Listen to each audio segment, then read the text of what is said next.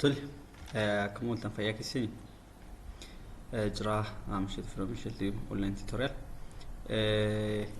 كافين نموت باي جلوبال ترند يكون جدو دام تيليجرام رات غافن لالو كاليس يادسن يسرت يعني كيسن ثمات تجون دندما ماجورتين كيسن جلوبال ترندين بايكا چيمي نتنتني مياغن ندم جلوبال ترند يون إلالا فيديو كان يون توتوري سبسكرايب كودا ماتيورنتي ماتيورتاتن rakkoon qabu sin qaqqaba waan ta'eef akkasuma isheel tiyuub online tutorial kan jiru chaanaaliin jira waan ta'eef chaanaalii sana telegram chaanaalii join godha groupis join godha subscribe like share gochuun dagatina global affairs maalidha mee jalqabu marratti jechuudha global affairs jechuun as globally akka addunyaalessaatti wanta jiru jechuudha yaadni isaa walii galee conceptuun globally kuni from country side to globalized means sararkaa biyyattiirraa gara globaalii tokko immoo gloob jechuun tiramti akka addunyaatti jechuudha.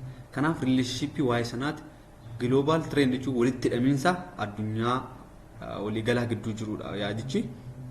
Kanaaf sirriitti ilaaluu dandeessanii globalized gaafa goonu just like this globe.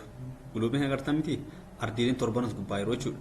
Kanaaf globe kana maadhaa trendii tokko hidhata tokko jalatti fiduu jechuudha yaani isaa walii gala kanaaf chapter 1 waa'ee maaliqota kun concept isaa gaafatu understanding of international relation akka addunyaatti international not what international yookaan naannoo jechuudha naannoo sun teemaadha international maadha relationship jiru maadha hubachuudha kanaaf isa mokku hunduu introduction irratti gaafa ilaallu jalqabuma asumarraa waan tokko concept tokko fudhatanii darbuu qabdu introduction irratti conceptualizing what nationalism nation and state jechuudha kan sanan sirriitti qabachuun dagatina what is nationalism nation and state conceptualizing concept isaanii sirriitti qabachuu sin gaafata kanaaf sirriitti ilaala nationalism is what the most influential force maalidha the most what influential force humna dhiibbaa uumuu danda'u influence gochuu kan danda'u in what international affairs yookaan immoo akka internationality gahee guddaa kan taphatu maalidha nationalism dha jechuudha nationalism tu maadha akka addunyaatti influential gochuu danda'a humna qabaachuudha jechuun naannoo yookaan biyya tokkoo fi biyya tokko gidduu kan jiru maal gochuudha nationalism kanatu walitti fiduu danda'a kanaaf maadha is the what most influential force in international affairs. It has what caused what the outbreak of what revolution and what wars across the globe. Okay, nationalism's Trump what is the coming of what the nation state as what key actors in the world politics. Can you imagine that? Nationalism what Trump in the coming of what nation state can you know?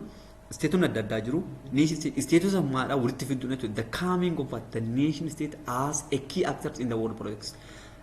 Akka furtu yookaan immoo actor jechuun gahee waan tokko taphachuu dandeenye waa'ee nationalism kana gaheen taphata eenyudha nation state hin jiran ta'e waa'ee nationalism haa ta'uu hin dandeenye kana maadha isaan kana maadha akka furtuu actoritti maalii keessatti siyaasa keessatti jechuudha national Trump is what the coming of what the nation state as a key what actors in world politics politika addunyaa isaa keessatti eenyudha akka furtuutti fayyadama nation state shaytanan jechuudha.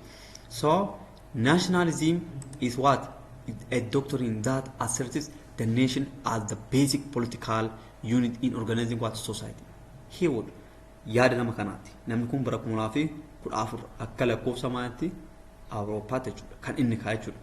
Nationalism what the doctrine jechuun haala barsiifata fakkeenyaaf akka amantaatti doctrine kun doktorinii keenya namni jedhan dhageessu miti doktorin jechuun haala barsiisa isaa jechuudha nationalism is the doctrine that asserts what the nation as the basic political nation maadha akka maalidha hundee siyaasaatti jechuudha basic political unit in organizing society hawaasa tokko organize gochuu keessatti maaliin nationiin maalidha a basic idha jechuudha society tokko yookaan hawaasa tokko organize gochuudha maaltu jiraachuu qaba nation irraa ka'ee jechuudha kanaaf nationalism is the doctrine maalidha haala barumsaa kan maali hawaasa tokko yookaan immoo nation walitti fidnee hawaasa tokko kan uumuu dandeenyu maal kan nu barsiisudha doctrine dha jechuudha kanaaf nationalism is what a doctrine haala barumsaati yookaan barsiisummaadha. Barsiisummaa maaliiti?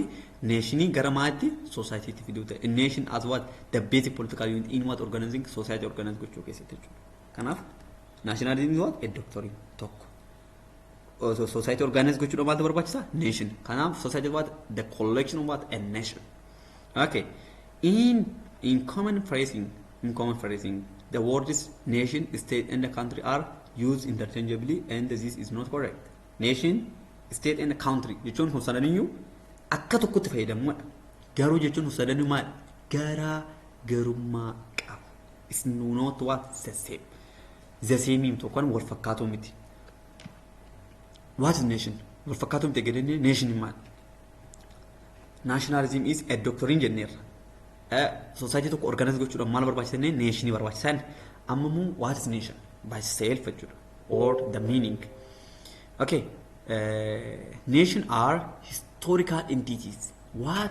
Historical entities that involved organically out of more similar ethnic communities. And what? They are revealed themselves in myths, legends, and what? Songs. Kunis yaad heewwi did. Maal jedhanii? Nation are what? Historical entity. Entity jechuun maqaa biyyaa ta'uu danda'a. Maqaa maybe kana barattoonni computer science baratanii jiraatan waa'ee attribute fi entity hin beektu jechuudha. Entity kun attribute mataa isaa qaba, ibsa mataa isaa qaba jechuudha. Fakkeenyaaf namni oduu entity ta'e nama immoo kan ittiin ibsu maalidha? Genderii qaba, ID qaba, maal qaba. Kanaaf what? Entity jechuun something or place or human being or something. It's what? Are historical entities that involves organically what? Out of more similar ethnic communities. Out of coming alat similar ethnic group community and art kan bochul nation jechuun wal magalatti saba mitire kanaaf out of similar ethnic yookaan immoo aadaa wal fakkaatu ala kan ta'e yookaan immoo garaagarummaan aadaa kan jiru yookaan immoo aadaa garaagaraa tokko iddoo tokkotti kan jiru jechuudha magalatti similar kan hin ta'in jechuudha yookaan wal fakkaataa miti nation gaafa jennu take care ethnic communities and what they reveal themselves in myths akka oduu durii yookaan immoo akka seenaatti kan jiran legends and songs bifa sirbaatiin yookaan wantoota adda addaa kan ibsaman jechuudha. Kanaaf nation maalidha? It what? Historical entity that involves organically out of more similar out of bakka ethnic wal fakkaatan ala jechuudha. Take care. Wal fakkaataan jechuudha yookaan immoo saba afaan tokko gosa tokko sana miti kan nation jennuun. Isaan alatti eenyuun nationii. Okay. Nation constitutes a community of people joined by what? Shared identity and a common social practice. Kanaafuu nation maalidha? Constitutes a community of people joined by what? Shared identity. Eenyummaa isaanii share gochuudhaan what? By common social practice. Akkasuma social practice isaanii waliin kan fayyadamu. Fakkeenyaaf social practice kan jennuun edirii baaltinnaa akka addaa kan maal tokkummaadhaan kan keessatti hirmaatan. Wanti tokko common share kan qaban jechuudha. That's what? A nation. Walitti dhufeenyaan join gochuudhaan tokko ta'uudhaan kan hojjetanii jiru. At the end of the 8th century, jaarraa 18ffaan keessatti what? State come to be what? Radically transformed. Dhuma jaarraa 18ffaatti jiru. State come to what? Came to be what? Radically transformed taate. Maaliin statein jaarraa kam keessa? Jaarraa 18ffaa gara dhumaa jechuudha. The state was what? Combined with what? Nation forming a compound noun. The nation state, which was what? Organized differently and pursued different goals. Kana jechuun dhuma jaarraa 18ffaa keessa state fi nation maaltu combine ta'an walitti dhufan. Jecha compound jecha tokko dhufan maal kan jedhu nation state kan jedhu jecha tokko uuman. Bara yookaan jaarraa 18ffaa gara dhumaa jechuudha. Which was organized differently and what? Organized differently garagaraatti miti redde. Nation adda state adda. Kanaaf pursued what? Different goals. Garuu walitti dhufanii maal beektaa? Nation state kan jedhu fidan. The revolution that took place in Britain's North American colonies in 1776, we, the people of America, in the Constitution declared, and in France in 1789 provided models for what other nationalists to follow. In French, all the king. Okay, I'm sorry. aga tokko sitti isin ibsuuf yaala. Kana jechuun maal jechuudha? Revolution that took place in Britain. Revolution Britain keessatti ta'ee jechuudha. Eessatti Britain? Britain's North America keessa kan jiru jechuudha. Britain's North American colonies. North American colonies maal keessatti kan fudhatame yookaan immoo took place in what? In Britain. Britain keessatti inni ta'ee jechuudha. Bara kan bara 1776. We the people of America nuti ummanni America jedhan in the constitution declared akka constitution keessatti ibsametti and in France in 1789 France keessatti immoo 1789 akkuma ta'etti provide what models for other nationalists to follow. Saboonni biraa nationality biraa nuun akka follow godhamaadha tokko nuti ummanni America kuni akka seera yookaan immoo American colonies in 1776 bara 1776 we the people of America in the constitution declared malikite constitution case declared akkuma ta'etti and in France keessatti immoo inni amma akkuma keessatti Britain North America keessatti jechuudha. In France in what 1789 France keessatti immoo 1789 provide what models for what nationalists to follow. Nationalism follow gochuudha nuti maal jedhan modeedhaaf hin jedhu eenyuun Ameerikaanonni kun jechuudha. In French old king regime was what overthrown and with it the entire social order. Kanaf in French old king regime yookaan immoo bara mootii duraanii jechuudha. Old king regime was what the overthrown and what with the entire social order. Maadha social order isaanii yookaan immoo isa duraanii sana older jechuun it's not modernized. Kan amma yoo miti isa duraanii sana jechuudha. Okay.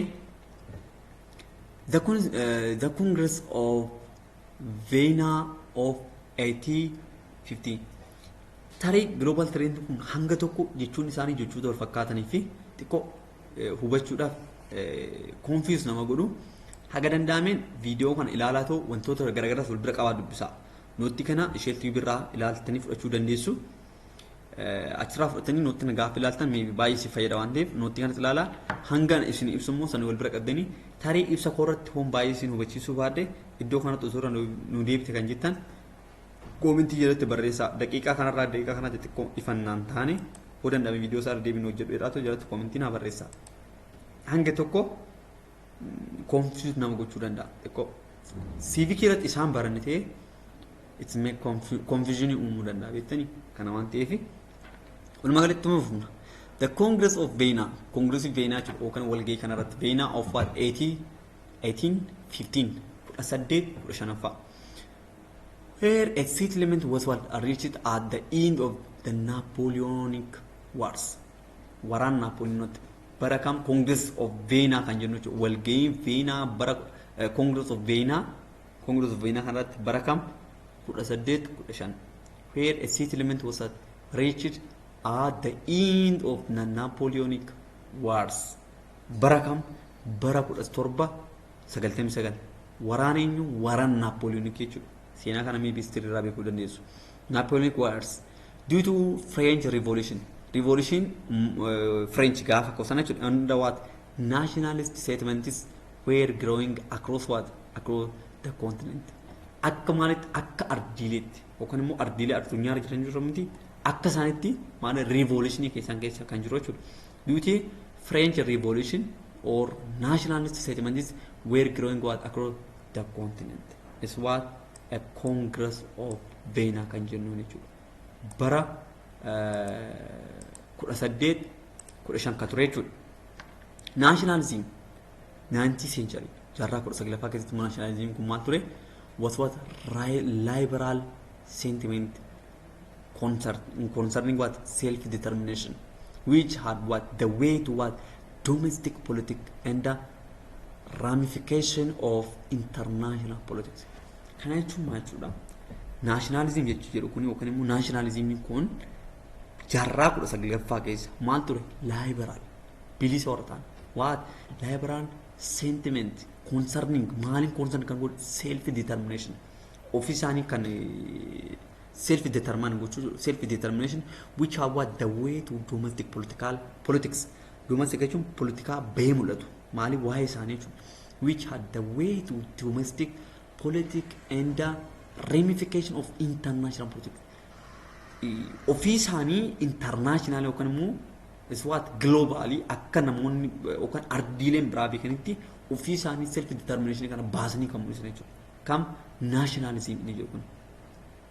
Nationalism jecha kana gaafa ilaaltan namoota biyya jaalatan jedha. Kun immoo hiikan isaa daartii tokko tokko maalidha? Sanyummaa kan jedhu jira.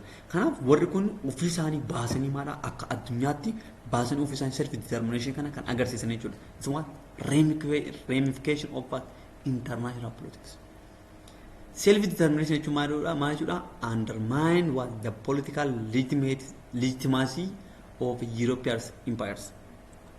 Maal jechuudha? Self determination undermine what the political legitimacy jechuun legitimacy daangaa tokko malee waa'ee politikaa kan dubbatu jechuudha. Walumaa galatti maa political legitimacy of what European empire maadha European empire irratti without what any undermine jechuudha. Sodaa tokko malee waan tokko malee yookaan immoo undermine jechuun without under controlling jechuudha. Control oduun godhame jechuudha. Undermine what the political legitimacy of what European empire. In 1848, this quickly what spread across what the continent. Maadha 1848 irratti maadha addunyaa irratti maadha babal'ate. Okay. Quickly spread across the continent for self rule. Maadha of bulchuudhaaf maadha addunyaa irratti hin babal'ate. But were defeated. Garuu maadha hin mo'ame. So the middle class demanded what inclusion in political system via what the language of nationalism. Kana the middle class yookaan immoo kutaan gidduu maal ta'an demand what inclusion in political system via what the language of nationalism. Afaan nationalismitiin maadha warroonni gidduu turan yookaan immoo kana jechuun maadha warri of bulchuu hin dandeessu jechuudha. Self rule. Interest asuma jalqabarratti inni ilaalu kuni in 1848 they quickly spread across the continent for what self rule. Ittiin bulmaata mataa isaanii ruulii mataa isaanii baasu jechuudha. But what defeated him Muhammad. So what is self determination keessa jiran jechuudha. But what the middle class demanded what inclusion. Inclusion jechuun inclusiveness takko baran maadha include gochuu warroota maal ta'a Muhammad san include gochuu in what political system. Maalidhaan yookaan karaa maaltiin the language of what nationalism. Afaan nationalism ti maal godha jara sanii political system keessa maadha inclusion gochuu jechuudha. I think you are understand it. At the end of World War I or First World War waraana addunyaa tokkoffaa keessatti in 1980 that self determination was acknowledged as what a right. Maadha self determination akkamaatti beekamee ture akka mirgaatti beekamee ture. Most people formed what their own state in Europe. Europe keessatti ummatoonni baay'een state mataa isaanii uummatanii turan. Maadha self determination maadha akka mirgaatti kenname. Namni ta'e wal gurmeessee maadha state mataa isaa uumuudha. Self determination jechuudha. Mirga jechuudha. Akka mirgaatti kenname. Yoom waraana addunyaa tokkoffaa irratti. The European international system became what for the first time truly what international. Kan jechuun maadha the European international system yookaan immoo international system Europe jechuudha. System became what for the first time truly what international. Sababni isaa maadha wal qoqqoodaniiru. Isaan walitti immoo gaafa dhummaan fakkeenya biyyattii tokko keessatti isteetii baay'eetu jira. Isaan kun walitti dhufanii international inter and what national why nation as omni turre mitiire. Inter means a relationship between two things. So interpersonal interrelationship you have to know that the meaning international. So Westphalia system 1618 up to 1648 or what the 30 years of war 30 years warana maadha waggaa 30 after concerned what the relation between states warana state gidduu jiru yookaan hariiroo state gidduu jirutu ture. Isa kan hundaa waggaa 30 word of in what the 19th century increasingly what came to consider what the relation between nation states. Kanaaf haal ulfaataa keessa ture. Self determination akka mirgaattumaa ilaalameef hundumti isteetii baay'ee uumamee Awurooppaa keessatti istuusan uumamu kun maadha. Yeroon booda maadha walitti bu'iinsaatu uumame. Walitti bu'iinsa uumamu kun waggaa 30 kan ta'e. Gabaat Westphalia system just you can minus it and or the 30 years of war concerned relation between what state. State giddu relation jiru wal qabate waraana guddaatu ture jechuudha. Okay, revival of nationalism is happening across the world. PPT'n irratti gadi ifamaa jira sheeltii irratti yookaan chaanal irratti asii Telegram seenaa jira waan ta'eef ilaaluu dandeessu. The revival of nationalism is what happening across the world which SCP Huntington's okay, revival of nationalism is revival of nationalism is happening across the world. Sadarkaa addunyaatti maadha nationalism maal revival isaati revival waati revival maali revival nationalism jechuudha. So